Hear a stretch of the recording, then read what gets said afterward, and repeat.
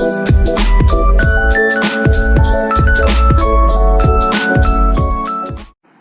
Good morning, welcome to my channel. My name is Simal Sharma और आज हम करने वाले हैं प्रोज के chapter 1 packing. So packing first of all is written by Jerome K Jerome. Whenever we read about any chapter we should know about the writer also, little bit points. So first of all, he was born in 1859. His greatest success as a writer is known by his main two books, Idle Thoughts of an Idle Fellow and Three Men in a Boat। ये उनकी दो main successful books थी जिनको पढ़ने के बाद ऐसा लगने लगा लोगों के कि हाँ वो एक अच्छे राइटर हैं। He had his greatest success in the theatre with the passing of the third floor pack। उन्हें थिएटर में भी अपना सिक्का जमाया था एंड जो उनका सबसे बेस्ट प्ले था वो था the passing of the third floor pack and it came in 1908। Now he died in 1927। इनका देहांत जो था 1927 में हो चुका था। नाउ जो आज हम पढ़ने वाले हैं packing, the present passage has been taken from three man in a boat not to speak of a dog. So यहाँ पे जो पैसेज है वो इससे लिया गया है, जो उनका एक बहुत ही अच्छा एक राइटिंग था। सो you can say his writing masterpiece also, like that. Now one main thing, I have divided the whole story into scenes, so आपको better understanding लगेगा इससे। First of all we start with scene 1। in scene 1 first of all there were three friends। जो three friends हैं वो है narrator, George and Harris। ये तीन friends जो है कहीं पे जा रहे हैं on a vacation and they are packing। now packing करने के लिए जो यहाँ पे narrator है वो ये कहते हैं कि he is the best packer in the world। सो उनके जो फ्रेंड्स हैं वो भी उनकी इस बोस्टिंग पे मतलब कुछ बोलते नहीं हैं और चुपचाप सुनते हैं, आराम से बैठ जाते हैं। So first of all the scene opens with the narrator boasting himself of packing. काफ़ी बोस्ट करना मतलब होता है अपनी तारीफ़ें करते रहना कि मैं तो सबसे बेस्ट पैकर हूँ, मुझे पैकिंग सबसे अच्छी तरीके से आती है। His friends name George and Harris to accepted his demand to pack up the things for the vacation. तो उनके फ्रेंड्स ने उनकी बात को आराम से मान लिया और वे आराम से बैठ गए। George put on the pipe and spread himself over the easy chair. Put on the pipe is like like some men smoke hookah like that. So and he spread himself over the easy chair और आराम से chair के ऊपर बैठ जाते हैं। Harris too cocked his legs on the table and lit a cigar। Harris ने भी पैर के ऊपर पैर रखा टेबल के ऊपर, वो भी आराम से बैठ गया और सब सिगार लिट किया। So now यहाँ पे यहाँ पे ये बताया गया है पहले ही पैराग्राफ में द स्टोरी कि जो नरेटर है जो बोस्ट करता है पैकिंग को लेकर, तो उसके फ्रेंड्स कोई आनाकानी नहीं करते, वो आराम से बैठ जाते देखने के लिए कि वो पैकिंग कैसे करेगा। ना इसके बाद में the thing is disappointment. Disappointment का मतलब ये होता है कि जब आप कुछ चाहते थे लेकिन वो काम नहीं हुआ, उसके बदले कोई और काम भी नहीं हो रहा है। सो यहाँ पे जो डिसअपॉइंटमेंट था वो नरेटर को आता है एंड वो डिसअपॉइंट इसलिए होता है क्योंकि उसके फ्रेंड्स के एक्शन की वजह से। By the action of his friends narrator got irritated to the utmost। when he said that he knew how to pack, he actually wanted to boss around। he did not expect his friends to lay down like that। जब narrator ने ये चीज कही थी कि मुझे packing आती है, उसे कहने का मतलब ये था कि वो दोनों पैकिंग करेंगे, जॉर्ज एंड हैरिस, एंड वो उनको सिखाएगा कि नहीं तुमने ये चीज गलत पैक कर दी, इसको ऐसे पैक नहीं करते हैं, ऐसे करना चाहिए, वैसे करना चाहिए। मतलब बोस्ट करके दिखाता, बॉस करता वो उनको कि मुझे पैकिंग आती है तो मैं तुम्हें गाइड करूंगा और तुम मेरे अंडर पैकिंग करो। बट उसके फ्रेंड्स ने उल्टा किया, उसके फ्रेंड्स आराम से बैठ गए एंड उसको पैकिंग करने पे छोड़ दिया। नाउ इस ये चीज होने के बाद में it was the nature of the narrator that he could not help with। he liked to superintend and not to slave and work। this thing he had also explained by quoting one incident of living with a roommate। now ये जो narrator का nature था ये कि वो इससे help नहीं कर सकते थे, जैसे कि किसी किसी का नेचर होता है, कोई चिड़चिड़ा होता है, कोई खुश मिजाज होता है, वो उनका नेचर होता है। एंड किसी का नेचर होता है किसी की हेल्प करना, हेल्पिंग नेचर होना। किसी का नेचर होता है सिर्फ लोगों को एक जगह बैठ के बस सुनाना कि तुम ऐसे करो, तुमने ये चीज गलत कर दी, वो चीज गलत कर दी। खुद कुछ काम नहीं करते लेकिन दूसरों को बहुत सारा ज्ञान देते हैं कि नहीं तुम्हें ऐसा करना चाहिए, तुम्हें वैसा करना चाहिए। तो सेम यहाँ पे जो नेचर था वो नरेटर का था एंड नरेटर ने अपने नेचर को बहुत ही ब्यूटीफुली बताया भी है। ब्यूटीफुली इन द सेंस कि उसने यहाँ बताया है कि जब वो एक मैन के साथ रूम शेयर कर रहा था तो जो पर्सन था वो बिल्कुल काम नहीं करता था, वो बस बैठा रहता था एंड नरेटर को सारा काम करना पड़ता था, सफाई वगैरह सब कुछ। एंड नरेटर को बहुत गुस्सा आता था उस टाइम पे कि वो जो उसको बैठ के देख रहा है, उसकी हेल्प नहीं कर रहा। सो नरेटर जो था वो उस टाइप का था कि वो किसी और के लिए काम नहीं कर सकता है, but he like to boss, कि मैं बॉस कर सकता हूँ लेकिन काम नहीं कर सकता। Now finally, the narrator finished the packing, shut it and strapped it। But finally narrator ने गुस्से को पीक कर हर चीज उनका इरिटेशन बहुत ज़्यादा झेल कर उसे पैकिंग फिनिश कर दी एंड उसे बैग को बंद कर दिया। तो यहाँ तक हमने बात की नरेटर के बारे में कि नरेटर ने कैसे बोस्ट किया पैकिंग को लेके, उसके फ्रेंड्स ने कैसे रिएक्ट किया, फिर नरेटर ने अपना कौन सा एक इंसिडेंट बताया कि वो हेल्पिंग नेचर का नहीं है। Helping nature in the sense कि किसी के साथ मिलजुल के काम नहीं कर सकता है, बट उसको सिर्फ पसंद है कि मैं एक जगह बैठा रहूं, मैं बॉस करता रहूं, बाकी लोग मेरे अंडर काम करें। एंड फाइनली उसे पैकिंग खत्म कर दी। Now comes the scene 2। Just the moment the narrator shut the bag, Harris asked him whether he has packed the boots or not.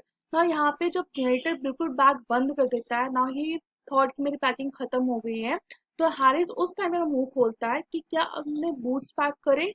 Now this was the irritating habit of Harris of opening his mouth after the given work had been done. जब कोई काम खत्म हो जाता था, तो काम खत्म होने के बाद में ही हमेशा हैरिस अब मुंह खोलता था कि तुमने ये किया, तुमने वो इसमें डाला, तुमने बैग में ये चीज डाली। तो ये चीज एक बहुत इरिटेटिंग हैबिट थी हैरिस की, जो नरेटर को काफी इरिटेटिंग लगती थी and as the readers also हमें काफी इरिटेटिंग लगेगी कि उसको पहले वो चीज बोल देनी चाहिए थी कि तुम ये चीज पैक कर रहे हो या नहीं कर रहे हो, बट उसने पहले नहीं बोला। कि वेटेड कि नरेटर कब अपना बैग बंद करेगा और कब अपना मुंह खोलेगा। Also, just then only a horrible idea occurred to the narrator whether he had packed his toothbrush or not. And जैसे वो बूट्स के नाम लेता है, तो वैसे नरेटर के माइंड में एक हॉरिबल आइडिया आता है कि क्या उसे अपना टूथब्रश पैक किया या फिर नहीं किया। ना टूथब्रश को लेके उसे क्या इतना हॉन्टिंग लगता है नरेटर को, बिकॉज टूथब्रश ऐसी चीज है जो नरेटर को चाहिए ही चाहिए वाइल ट्रैवलिंग। इनफैक्ट नरेटर क्या, अगर एज अ पर्सन हम कहीं पे जाते हैं घूमने के लिए, कहीं पे भी जा रहे हैं हम, तो toothbrush is a very basic thing, but it's a most useful thing. Because toothbrush तो होना ही चाहिए, इट्स मैंडेटरी कि आप कहीं ट्रैवल कर रहे हो तो टूथब्रश आपके पास होना ही चाहिए। एंड नरेटर उस टाइप का पर्सन था कि वो टूथब्रश हमेशा घर में भूल जाता था एंड वो एंड पॉइंट तक टूथब्रश को ढूंढता रहता कि टूथब्रश उन्हें कहाँ पे रखा हुआ है, मुझे टूथब्रश जल्दी से मिल जाए। एंड एंड में वो टूथब्रश को बैग में डालकर नहीं, अपने पॉकेट में डाल के लेके जाता था। मतलब वो इस टाइप का उसको हॉन्ट करता था टूथब्रश का आइडिया कि कहीं मैं टूथब्रश घर पे भूल ना जाऊं। सो उसने टूथब्रश को ढूंढने के लिए वापस से पूरी पैकिंग को अनपैक किया, पूरी चीजें वापस निकाली, उसे वापस उनको रीपैक किया एंड उसको टूथब्रश फाइनली मिल गया। टूथब्रश उसको कहाँ पे मिला था? इनसाइड अ बूट, उसे बूट के अंदर टूथब्रश डाल दिया था। सो टूथब्रश मिलने के बाद भी उसे वापस से रीपैकिंग करी, उसके उसको बहुत ज्यादा एफर्ट्स भी लगे। एंड वन मोर थिंग कि वो सारे काम जो है वो अकेले कर रहा था। Both Harris and George were not helping him. Now, after repacking was done, now George asked him whether he had packed the soap in or not. अब वापस से रीपैकिंग करने के बाद में जॉर्ज उसको ये पूछता है कि क्या तूने साबुन डाला उसमें बैग में या नहीं डाला। बट इस टाइम नरेटर था थक चुका था कि उसने बिल्कुल इंटरेस्ट नहीं दिया उसकी बात में, उसे बैग को शट कर दिया। But just then, he remembered that he had put his tobacco pouch by mistake in it and had to unpack again to get it. लेकिन उस टाइम पे उसको ये समझ में आता है कि उसने अपने टोबैको पाउच जो है वो गलती से उसमें डाल दिया बैग में, और उसको उसको वापस निकालने के लिए फिर से पूरी पैकिंग अनपैक करनी पड़ी। सो फाइनली इन सब हर्डल्स के बाद में the bag was shut at 10:05 PM, यानी कि इस टाइम पे बैग पूरा शट हो चुका था। सो the packing was done by the narrator's side. Now comes the scene 3. After the packing of the bag, now came the turn of packing the hamper. Now this responsibility was taken by George and Harris. अब bag की packing होने के बाद में बात आती है hamper की। Hamper is like a basket, जिस बास्केट में हम खाने पीने का सामान लेके जाते हैं जब हम कहीं वेकेशन पे जा रहे हैं, ट्रैवल कर रहे हैं। तो ये जो जिम्मा था वो उठाया जॉर्ज और हैरिस ने कि हैम्पर की पैकिंग हम दोनों करेंगे। Now, both of them started in light-hearted spirit. Light-hearted spirit in the sense कि आप बिल्कुल ऐसे शो ऑफ कर रहे हो कि ये काम मेरे लिए क्या है, ये तो मैं ऐसे कर दूंगा चुटकी बजा के। सो दोनों वैसे शो कर रहे थे क्योंकि उन्हें नरेटर को चीज दिखानी थी कि हम तुझसे तो बेटर पैकिंग कर सकते हैं। तुम तो ऐसे ही बोस्ट कर रहे थे, बट मच बेटर पैकिंग जो होगी वो हम दोनों की होगी। लेकिन नरेटर को मालूम था कि हैरिस जो है वो worst packer in the world है, हैरिस कभी अच्छी पैकिंग नहीं कर सकता। So the narrator looked at the things scattered all over the floor and was just waiting now getting the things interesting.